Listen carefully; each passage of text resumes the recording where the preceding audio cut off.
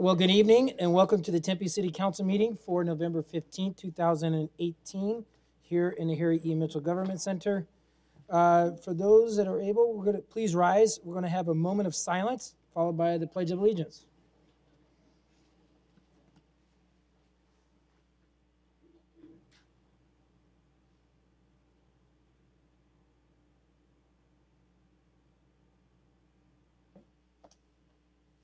I pledge allegiance to the flag of the United States of America and to the republic for which it stands, one nation, under God, indivisible, with liberty and justice for all. Next item on our agenda is our meeting minutes. Councilmember Keating. Thank you, Mayor. I move we approve item 3A, 1 through 3. It's been moved to approve by Councilmember Keating and seconded by Councilmember Arredondo Savage, items 3A, 1 through 3. All those in favor, please say aye. Aye. All those opposed, same sign. That motion does carry forward. Councilmember Navarro is absent. Councilmember Mayor. Keating. I move we approve item 3B, 1 through 9. Second. It's been moved by Councilmember Keating, seconded by Councilmember Arredondo Savage. All those in favor, please say aye. All those opposed, same sign. That motion carries 6-0 with Councilmember Navarro absent. Next item on our agenda is my,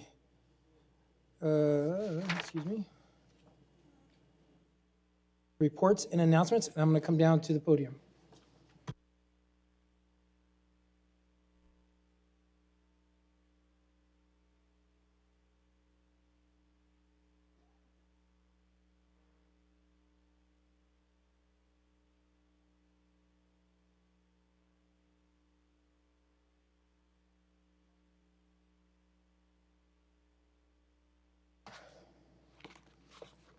All right, if Jason, could you please come down with your lovely daughters? Is your wife Taylor with you? She's sick. Oh, I'm sorry. Well, Jason and his wife. Oh, wait, what's the name of your daughters again? Well, hi, girls. How are you? All righty. Well, Jason and his wife Taylor have authored a book. Oh, you got it. Good. Have authored a book, a fun book called Protectors of the A, and it's all about the longtime tradition of protecting good old A Mountain from rivalry teams. Hence, there's a game coming up that really could mean something. My favorite line in the book is protecting the A from those pesky cats. Guarantees us all a good laugh. With high-powered lasers pointing dots all around, we'll send them in circles just chasing to the ground. Let's learn a little bit more about the inspiration of the Ake family, that what they had in creating this book. Please watch the video. Hi, my name is Jason Ake, and my wife and I wrote Protectors of the A.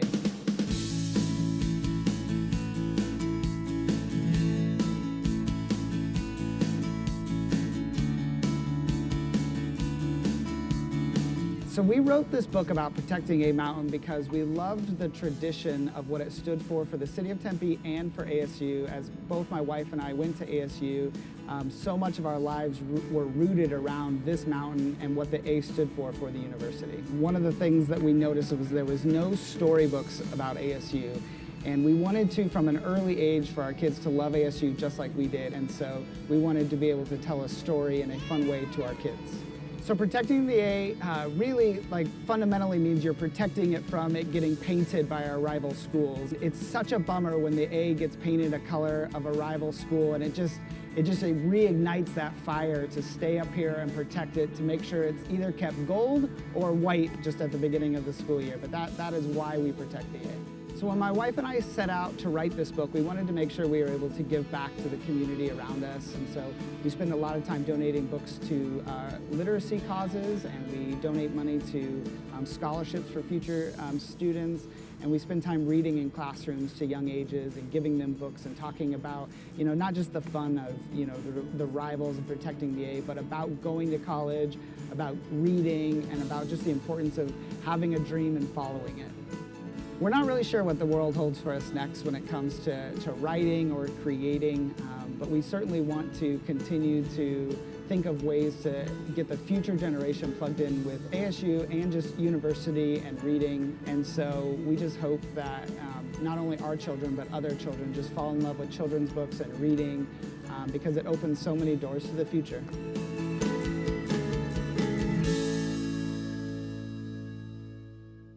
With that, I would like to read a proclamation I do have for Jason and Taylor, and it states, whereas Jason and Taylor Ake are true Sun Devils that met while attending Arizona State University, whereas A Mountain holds many cherished memories for the Akes, such as whitewashing the A in their first week as a freshman and then lighting of the A during homecoming. And keeping the A free from the colors of opposing teams during the football season is part of the Sun Devil tradition. Jason and Taylor have written the children's book, Protectors of the A, poking a little fun at other teams. And whereas Jason and Taylor's book encourages children to read and helps them think about college from an early age, and whereas proceeds of this fun book goes to scholarships and youth literacy causes, the Ake family is extremely proud of their Sun Devil pride. Now, therefore, I, Mark Mitchell, Mayor, Tempe, Arizona, do hereby declare November 15, 2018 as Protector of the A Day in Tempe, Arizona. All right, let's give a little Sun Devil pride.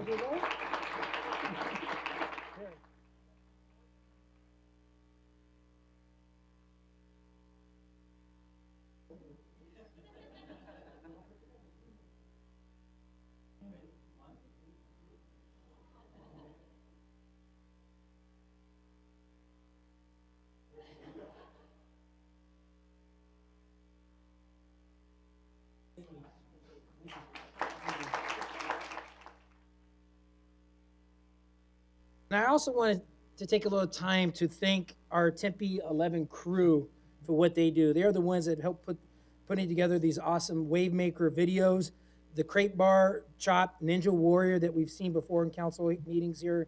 They've all been out about our great community, capturing Tempe's finest. So a round of applause to you guys. So thanks, Jason, Nikki, and your team for Channel 11. If we could have the victim services team, if we got Kristen Charlo, Maria Gonzalez, Anastasia Stitchfield, Samantha Maltese, and Julia Martin, and Leslie Brown, could you please come forward? I think we have a new member of the team we want to introduce. That's a good-looking member. Wow, way to go, Sully. Well, we wanted to introduce everyone to the newest team member of the Tempe's Victim Services team, Sully. And for those that are watching at home, he is much more than he's really more cute in person than he is, I'm sure, than on TV. Sully is a 2-year-old lab trained to provide comfort to victims of violence. This helps victims calmly and more accurately be able to retell their stories to the police. A CARE 7 team launched in 1997 provides immediate crisis assistance to those in need as part of the partnership between Human Services, Police, and Fire departments. CARE 7 supports victims that may need assistance in connecting to social services, navigating the criminal justice system, or finding shelter. But regardless of the task, Sully will be able to offer affection, comfort, and a friendly face. With that, we're going to take a quick picture, I believe. With Sully. You guys want to come down for Sully?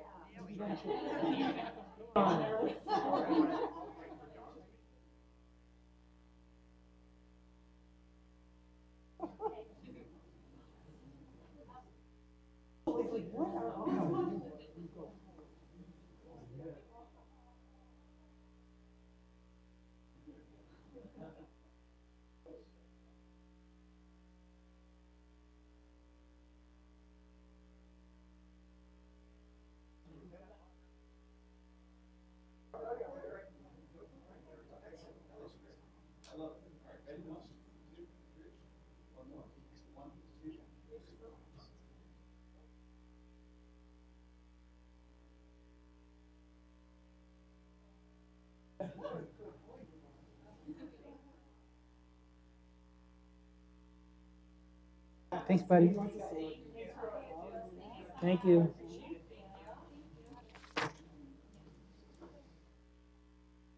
All right, my next announcement is also exciting. Can we have Janae Noman and Ken Strobeck and Tom Savage? Could you please come down?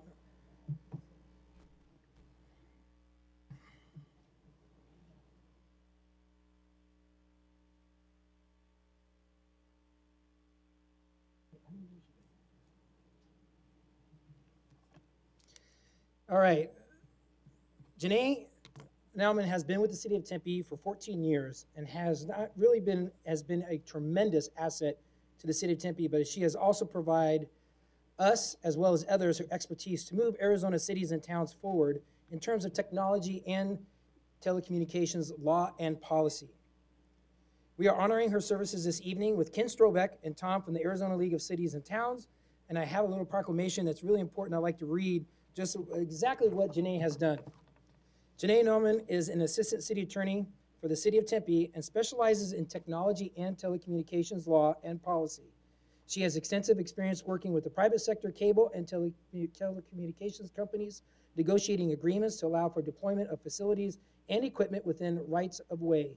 And whereas in 2017, Janae drew on her expertise to assist the League of Cities and Towns in negotiations on legislation seeking to streamline and expedite the deployment of small cell wireless equipment in preparation for the rollout of the 5G technology, where her efforts were essential to maintaining the ability for cities and towns to protect and manage the right-of-way and the aesthetic character of their own communities.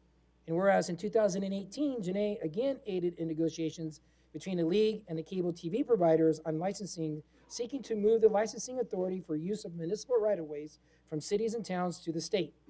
And Janae has utilized her specialized knowledge to assist the League to address the impact of federal regulations on Arizona municipalities and further protect local decision-making at a national level.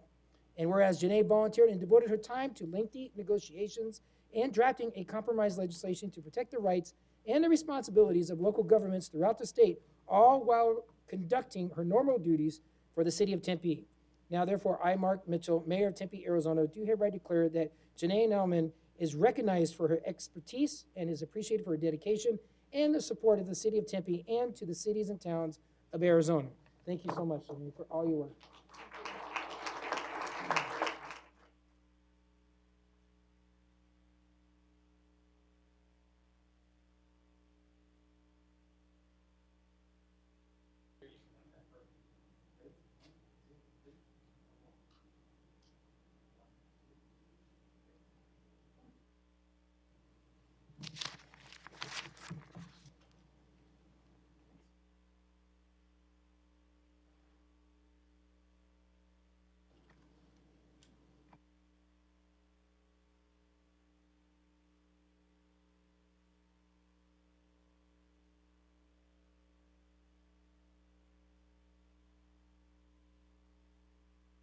All right. Mr. City Manager, do you have any announcements? Thank you, Mr. Mayor, members of council. We have a couple of reports today under announcements. The first will be about an update about the orbit system, including Saturn, and then also a Tempe streetcar update. Now, I know that you'll recall that updates of this sort have come to issue review session in the past.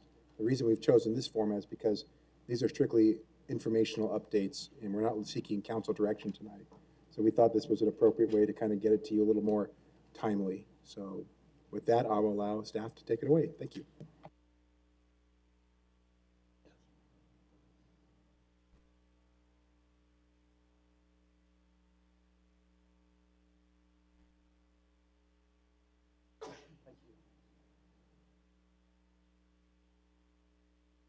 I'm Sam Stevenson, Senior Transit Planner, and I'm here tonight to talk about the Orbit.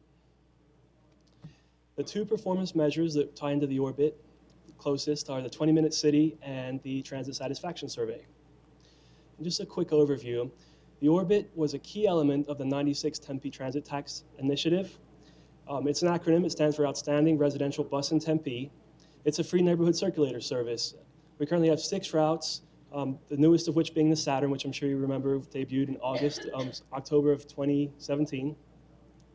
And the key characteristic of the Orbit system is that we purchase smaller vehicles for use on the Orbit compared to those buses we buy for use on the major arterial streets. A quick look at ridership. So this past fiscal year, we recorded just over 2.2 million boardings. The highest performing route was the Orbit Mercury. And just to put this into perspective, this ranks quite highly when you compare all of the ridership numbers for the whole entire region.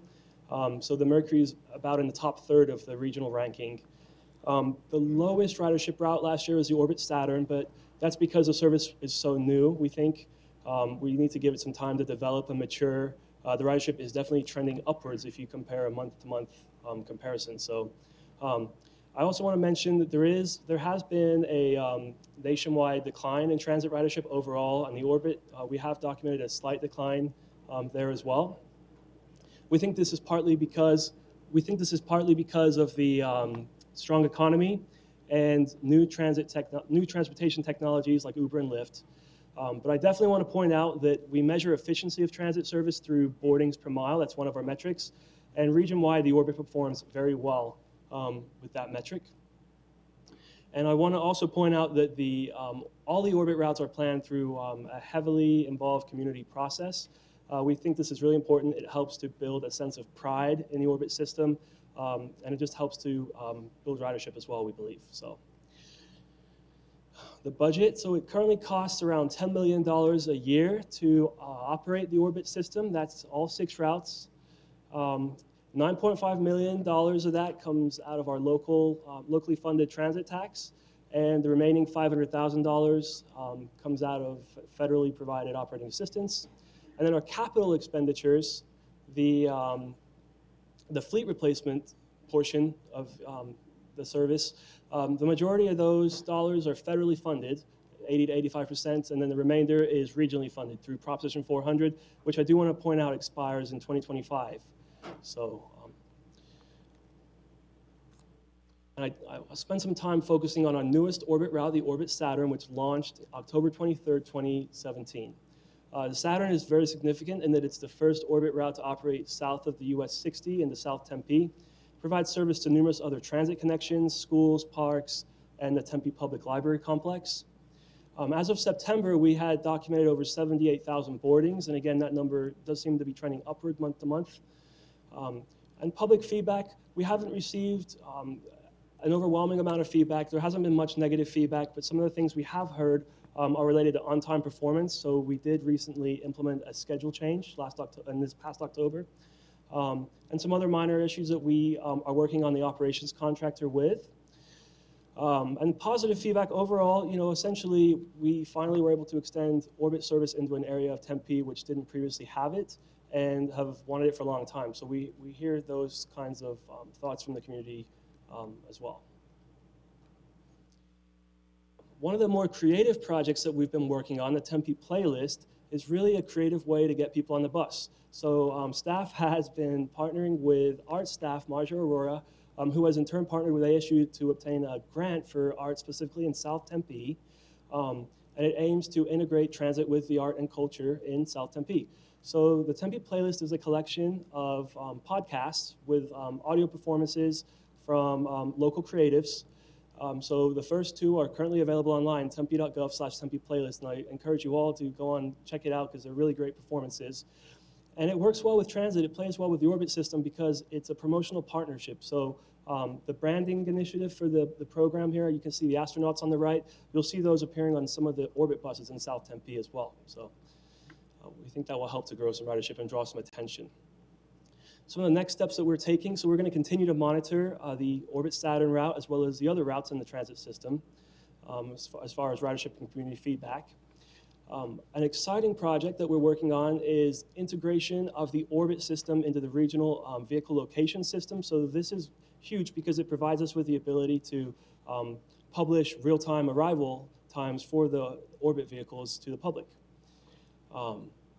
We have been testing some new Orbit vehicles. So you'll see in the picture there the white Orbit bus. We're looking at some different options to replace our future Orbit, our aging fleet with. So you'll see how it fits into the other 2 vehicle types that we currently operate within the system. So we performed a week-long test and gathered some feedback. And then finally, one thing that I want us to all keep in mind is that in the Transportation Master Plan, there is a placeholder in there for a potential second Orbit route in South Tempe. So as we move forward, we'll definitely have that in mind as well. And with that, I'd love to take any questions. Anyone have any questions? Councilmember Arredondo Savage? I guess I have a question, Sam, really quick. So in regards to Saturn and kind of, can you kind of remind us like what our expectations were? I guess one of my biggest concerns has always been, because that is such a large route, is that kind of discouraging for people, do you think, in regards to ridership? Does that have any play into getting people to take part of that? I mean, that's our biggest route, right, out of all of them. It is our largest orbit route in terms of miles. I think that the number of connections and destinations along the route, which, that selection was chosen by the community. I know. I think that helps to grow the ridership, but I think that realistically, one thing we have to keep in mind is that just in general, the densities in South Tempe, residential, commercial establishments in South Tempe, it's just generally less dense. It doesn't have all of the same amount of activity in such a small area as downtown. And the Saturn's unique in that it doesn't connect directly into downtown. It connects to Orbit Jupiter, which can in turn connect people to downtown. But I'm not sure that we expect it to ever achieve the same ridership figures as the other 5 routes, but I do expect it to continue to trend upwards, and we need to see where it levels out as we make decisions in the future. Yeah, and I think it's really great that you brought that up, because there was extensive outreach in regards to the route. So I think we did exactly try to maximize exactly what the residents wanted. But I like the idea of just continuing to monitor it and see how it goes and see if it does, we do increase that ridership and what that looks like. Thank you. Yeah, we definitely will. On that, how many vehicles are on the Saturn route? At any given time, there are 3 vehicles operating on the route. It requires 4 throughout the day because we do a midday refuel. So the vehicle requirement is 4 for the service. Right. And we have 43 vehicles in the fleet currently. So, thank you. Councilmember Adams, Vice Mayor Kuby. Can you give us a little more information about going farther into South Tempe? Sure. So currently, it exists within the transit master plan that there will be 2 orbit routes in South Tempe. That's the plan that extends through 2040. The second route certainly isn't funded. We've been thinking about some different solutions to provide an orbit-style service in South Tempe. Maybe explore some different technologies within the transit industry to allow us to provide, definitely an excellent level of service to that different style of density that we see in South Tempe, in a financially responsible manner. So, thank you very much. Yeah. Vice Mayor Kuby. So once we have the real-time reporting and people can track where the orbit is there a possibility of taking the Saturn route and breaking it into 2 and having it be a little bit less frequent? But if it was a known time, it may still encourage ridership, but have less of a ride to the library in terms of time. It's certainly something that we can explore. With the technology coming online, which we hope to have in place by hopefully the summertime, we will be able to see the real-time arrival on the Saturn route as it is today. But certainly, we're depending on how the ridership trends in the future, we're definitely should keep that in mind to see if there's any reason to adjust the route to attract a greater catchment of riders. Yes, Councilman Granville. Thank you, Mayor. Two questions for you. One is, as it relates to the Saturn route, obviously because of the lower density, the cost per rider model doesn't really work because there's just not as many people. So that's never going to match up.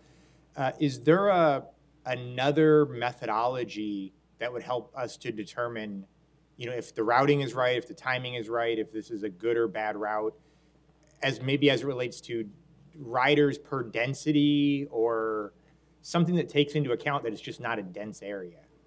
Sure, that's something that we definitely can look into. There are some different methodologies behind modeling ridership predictions, so we should go back and potentially see how that compares to how the route is performing.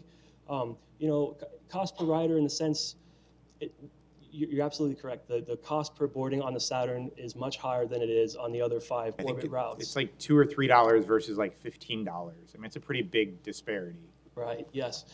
As we move ahead and the route matures, the ridership is trending slightly upwards every month. So currently we're seeing that. So I expect the cost per boarding to come down slightly, but I don't expect it to be as low as the other 5 routes. Something that we'll monitor. But as far as other metrics of success, I think some things that we should keep in mind are, our satisfaction survey from the community, which we do every 2 years. How well is it being received in the neighborhood? Aside from that, I'm not sure. We're doing our Saturn Sessions partnership project to try and attract some riders. Sure. I guess I was thinking maybe something along the lines of like riders per 1,000 people within 1/8 of a mile of a route, or something where we could start to break down, have matching ratios, as opposed to the cost per rider, which it's like, it's not doing great, but it might be it might be overperforming given the densities. I just have no way to know that right now. Absolutely. Let us do some research on some other potential metrics, and we'll definitely get back to you, okay? And then the other thing I would ask is for the Mercury route, in the August and September numbers, I don't know if that was in your presentation or separate, but the ridership goes from 60,000 in August to 45,000 in September. I would assume it would go just the opposite, that as students came back, the numbers would tend to go up. Any thoughts on why ridership goes down after I mean, it's pretty much most of the routes around ASU, about why ridership goes down a month after school starts? That's very interesting. Maybe people buying bikes? I don't know. But yeah, can we look at those numbers and definitely get back to you on some reasons why that may happen? But you're absolutely right. I mean, ridership is very seasonal. And to my knowledge, in the past, what we see is when ASU resumes the fall semester, it goes up. Right, and then the next month it goes back down. And so I guess the thing that I'm wondering about is, it appears that there's some level of abandonment of use of the Orbit routes, because you show up and it's the first month of school and you ride the Orbit. And the second month of school, like 20 or 30% of those people don't ride the Orbit anymore. And it might just be because they've bought bikes, or they dropped out of school, or who knows, whatever. But I would hate to find out that it's something we could be doing better. Absolutely. That's causing us to lose people after a month of ridership. Right. Let us definitely look into it. Thank you. Councilmember Keating?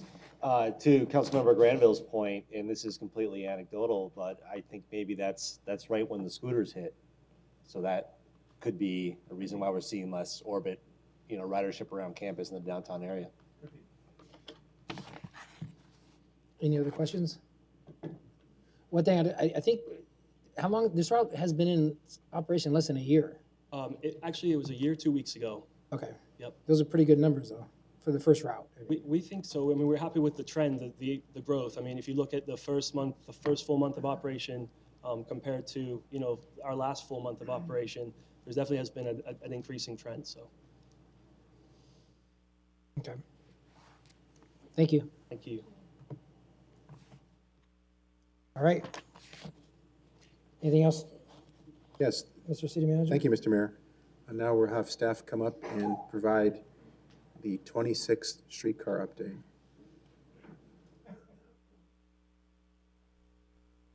What's it? It's hard to follow puppies and cute 26? kids and Sam, but we'll do our best. Well, good evening, Mayor and Council. I want to say it's nice to meet you, Councilwoman Adams. My name is Tony Ballou. I'm the city's streetcar manager for the project. And as Andrew mentioned, we're here tonight just to present an update on the project as we commence with formal construction. But we wanted to provide some information to the extensive community outreach and business assistance that's happening on behalf of the project. I have the clicker. As always, we start off with a reference of the council initiative and performance measures. Obviously, with a project of this size and scope, we touch many of the council initiatives. We've included these two tonight in reference to the expansion and enhancement of our existing transit and transportation network. So what you're looking at here is one of the public pieces of information that we use to give a really high-level overview of the project. It includes, as you see here in the blue, the alignment that wraps around our neighborhoods, downtown, up to Rio Salado, back down in our loop. It's a 3-mile, give or take, alignment, includes 14 stops, 2 connections to our regional light rail system. And the system is operated by 6 hybrid vehicles. And that, of course, means that we will be operating without the overhead power throughout our downtown loop. So segments of Mill, Rio Salado, Ash, and University will, of course, be the battery-powered segment of the route. On the next slide, I'll dive in a little more of those details of the project status and update. So as you know, we completed the design for the project earlier this year. Those plans were handed to the construction contractor in June. And then in August, we received from our partners at the Federal Transit Administration what's called a letter of no prejudice. And this is the third letter of no prejudice awarded to the project.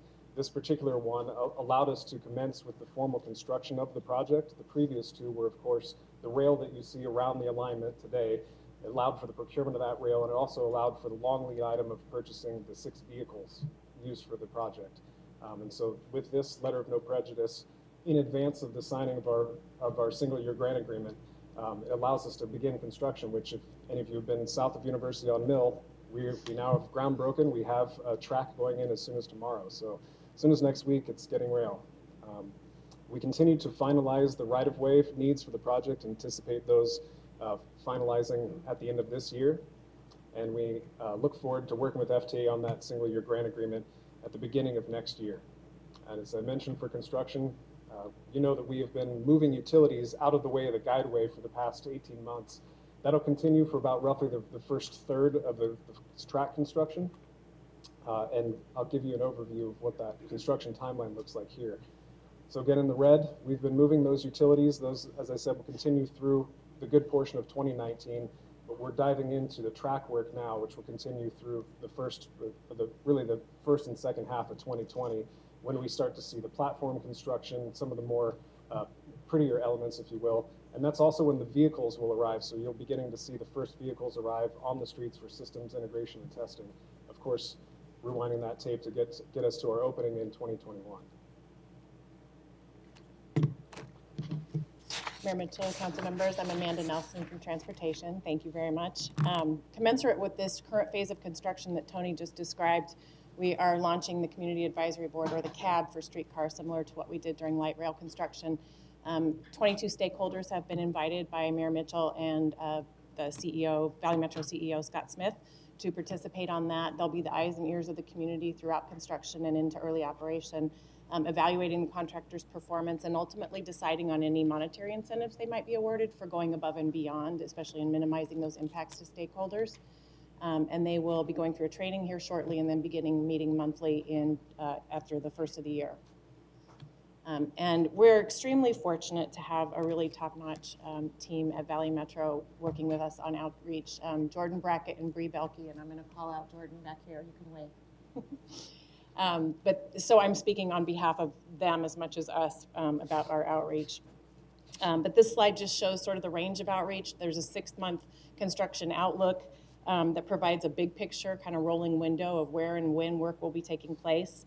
And then more targeted outreach a month prior to beginning work in a particular location to those stakeholders who are near where the work will take place through email, one-on-one canvassing, phone calls, and meetings about the impacts and really what they can expect. And then we'll continue doing what we have been with weekly construction notices and detailed information about the street restriction impacts and traffic impacts. In addition, we're doing some focused outreach around events with key stakeholders, ASU, GAMAGE, our own events staff, DTA, to really focus on parking and accessibility for events and making sure that we minimize impacts on events as the construction moves forward. At Valley Metro on our team, we also are very fortunate to have Marianne Miller helping with or coordinating the business assistance. She was, of course, the longtime president and CEO of the Chamber, so she's got great knowledge of the business community and connections. We have a variety of community partners that we're collaborating with as well, DTA, the Chamber, Local First, SCORE, Friends of Transit, and others, as well as our internal partners, economic development, community relations, neighborhoods, and many others that are helping us really outreach to the community and to businesses. We have a variety of business assistance programs, and one that I'd like to highlight here is the Shop On program. There are currently 44, I believe, Tempe businesses participating in that, and that's promoted through the 6th Street Market, through coupon mailers, email blasts, window advertising, and more. And we're just getting ready to launch the Business Asset Assistance Program. It basically provides low-interest loan opportunities for businesses on the alignment. The businesses that qualify can get up to a $20,000 line of credit at prime plus 2%. Our partners in that are the Tempe Chamber of Commerce, SCORE, and One AZ Credit Union, which was just recently selected through an RFP process as the lending institution, with the city backing funds on that up to $250,000. And we're going to launch that at the Chamber's December 7th Emerging Issues Forum. And then this last slide is really just illustrates, it's a 6-month outreach calendar that illustrates that through all these activities and more, we're out there meeting with our stakeholders and talking with them pretty constantly. And with that, if you have any questions, we'll be happy to take those. Anybody have any questions? Yes, Councilmember Erdana Savage. Thank you, Amanda and Tony. I really appreciate the information. And I know it's kind of like everybody's excited, but yet I know everybody's going to be really angry when construction starts. So we're going to kind of bear with it, and I appreciate the proactiveness. I think that's going to be really important. The one thing I didn't hear you talk a little bit too much about was special events in regards to when people are coming to the downtown area, and just making sure that if there's flyers produced or there's any information that's out there, to really just make sure we're directing people in the right places. Because I think anything that we can do to at least just create that awareness will hopefully eliminate some of the headache for really everybody. And then, of course, you know, I know we recently just had the Veterans Day Parade, and I know that's going to be something that's going to be coming up, and hopefully we can kind of work through it. I don't think it'll be an issue, but, you know, maybe there's a way that we can actually partner and do something together, because it really draws a really big crowd. So food for thought as we kind of work through that in that construction zone timeline. Yeah. So anyway, thank you. Thank you. Anyone else have any questions? Thank you. And that's all I have. Thank you, Mayor. Thank you, Andrew. Next item on our agenda is our consent agenda. All the items listed on the consent agenda will be considered as a group and will be enacted with one motion by the City Council unless an item is removed for separate consideration. Members of the public may remove public hearing items for separate consideration. Public hearing items are designated by an asterisk. Council members may remove any item for separate consideration. If you wish to speak on a public hearing item, please fill out a speaker's card located in the back of the council chambers and give it to our deputy city clerk. I will call your name when it is your turn for public comment. Miscellaneous items 5A1 through 5A6. Actually, 5A6 has been removed and deleted from this agenda per our staff. So items 5A1 to 5A5. Awards and bids of contracts, items 5B1 through 5B20, and resolutions, items 5C1 through 5C5. I am going to pull item 5B19. Is there anyone else in the audience that would like an item pulled that has an asterisk next to it, which is a public hearing item? It can be removed for separate consideration. Could you please get my attention if you have any items, anyone in the public?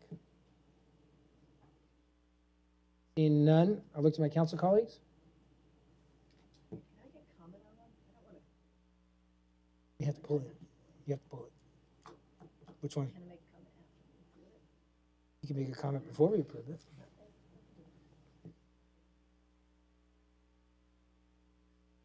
So there's been a motion to approve the agenda, consent agenda as read, and seconded by Councilmember Adams, and it's been moved by Councilmember Keating. It's except for item 5B19. Any comments? Yes. Councilmember Erdana Savage. Thank you, Mayor. I just want to make a comment on 5B8. I mean, because I see Brian here, and I think we all know what a great event the Ironman is, and what a great partner that they've been. So I certainly appreciate the tourism in the city and our special events department. I see Shelley here. Really working to be able to keep them here. And I look forward to that the next 5 years. I think it's just been a really great partnership, and I think it's kind of one of the best events that they do. So I appreciate all the work with that. But I will say, just like I mentioned in regards to the streetcar, I know one thing that we always run into is the Veterans Day Parade, and it would be really great if there's a way that we can work either with the tourism office or also with the Ironman event people to see if there's some way that we can partner a little bit to kind of soften that a little. Would be really great, because I know they have to change and alter things around the Ironman, and which is fine, but it would be really good if we can kind of find some positive outcomes to be able to work together. That's cool. That's all. Okay. All right, it's been moved, seconded. It's going to be like 3 years. Please vote. Motion passes 7-0. Item 5B19, I just want a clarification on that, if Shelley is here.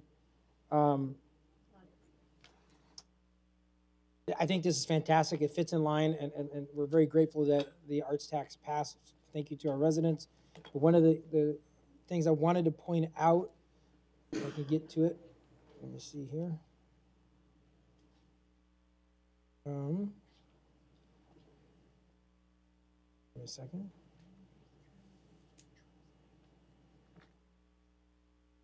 I just want a clarification because it states, wait a minute.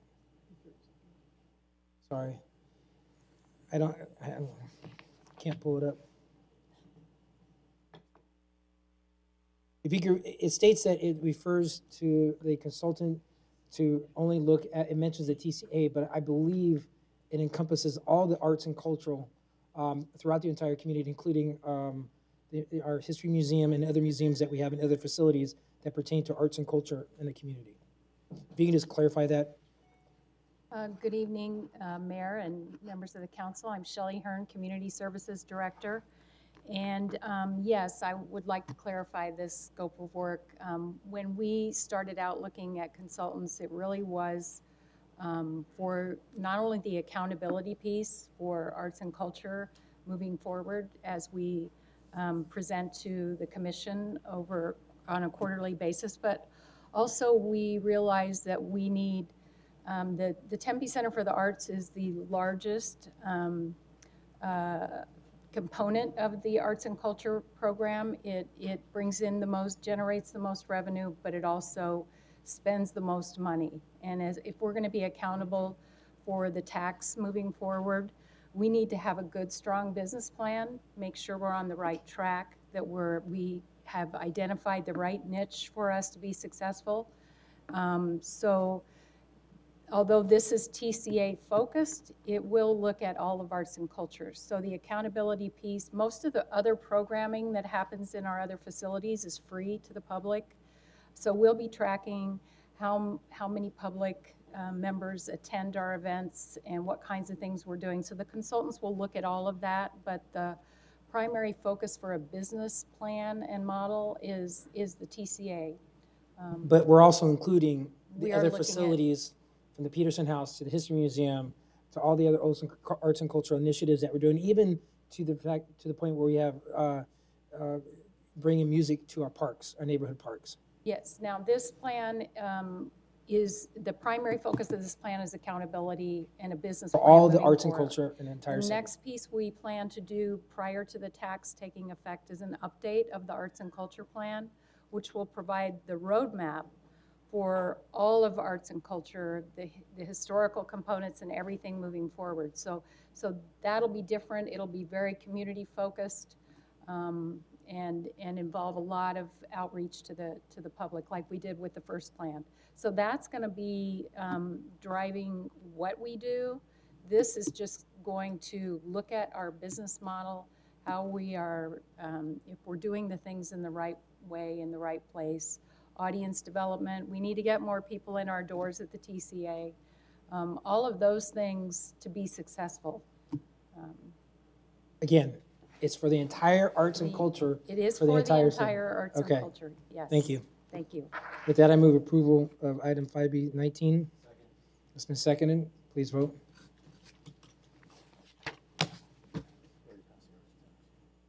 That motion carries 7-0.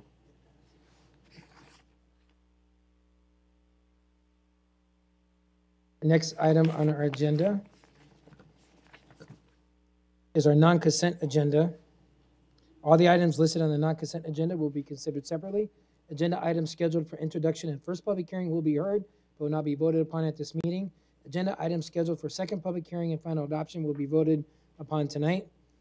Item 6A1, or miscellaneous items and business contracts. Item 6A1 is award a construction manager at risk construction contract for PCL Construction Incorporated for a water storage tank rehabilitation at Belle Butte located at 1705 West Broadway Road. Is there any comments or discussion from council on item 6A1? If there isn't, is there a motion on item 6A1?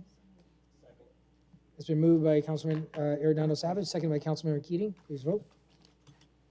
That motion passes 7-0. Next is item 6A2, is award a construction contract for DBA Construction Incorporated for the pedestrian bridge rehabilitation project on College Avenue and Country Club Way bridges over the US 60 freeway. Is there any comments or discussion from the council on item 6A2? If not, is there a motion? Moved by Councilmember Granville, seconded by Councilmember Keating. Please vote.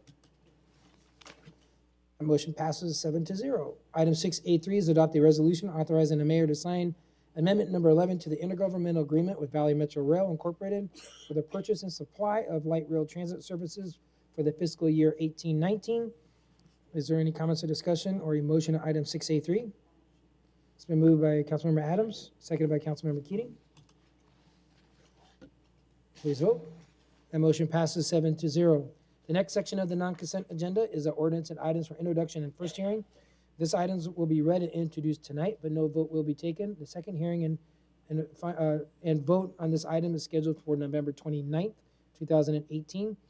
Ordinances and items for introduction and first hearing. Item 6B1 is to introduce and hold a public hearing to adopt an ordinance amending Chapter 16A License and Business Regulations, the Tempe City Code. The second and final public hearing is scheduled for November 29th, 2018. This is a public hearing item. Is there anyone in the audience wishing to address us? Could you please get my attention? Seeing none, close that portion. Any comments or discussion from council? Seeing none. Next, item on our agenda is scheduled for a second public hearing and final adoption, and these items will be considered tonight. This item was read and introduced on October 22nd, 2018, and a vote will be taken. Ordinance and items for second hearing and final adoption. Item 6C1 is to hold a second and final public hearing to adopt an ordinance amending the Tempe City Code, Chapter 13, Article 2, related to elections, campaign finance, and making confirmation changes and technical corrections to various city code sections, or conforming changes, excuse me. This is a public hearing item. Is there anyone in the audience wishing to address us on this item? Could you please get my attention? Seeing none. Is there any comments or discussion from council or a motion? Moved by Councilmember Keating, seconded by Councilmember Adams. Please vote. That motion passes 7-0. Next is our current events and council announcements. Councilmember Adams. You have none? Councilmember Granville. Good luck to everyone on Ironman. Councilmember Keating. Vice Mayor Keating. Happy Thanksgiving. Happy Thanksgiving to everyone, and let's hope we don't have any unpleasant conversations with our uncles or cousins. That's it.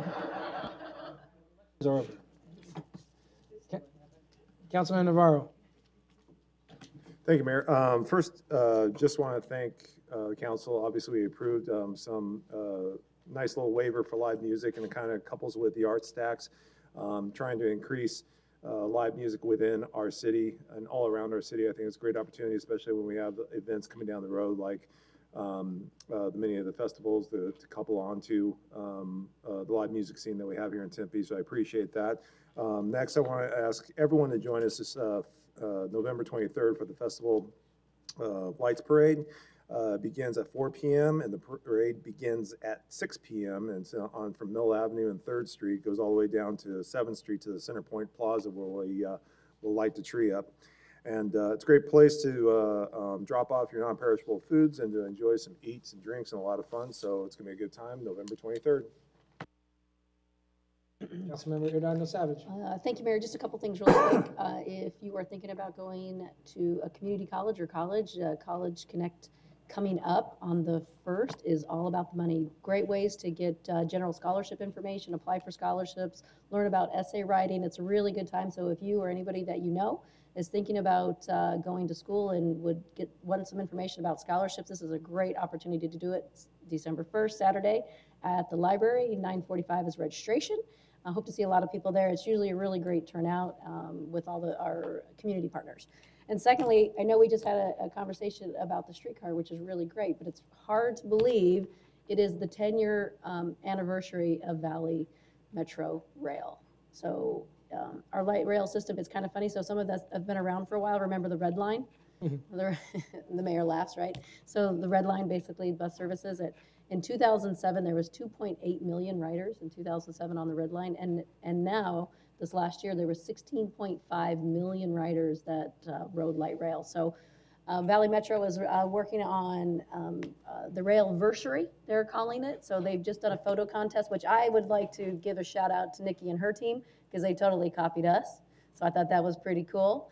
with some of the things that they're doing. And they're actually having a big event on December, I think should be the next slide, right here, 27th, 3 to 5 p.m. And I believe you can ride light rail that day for free.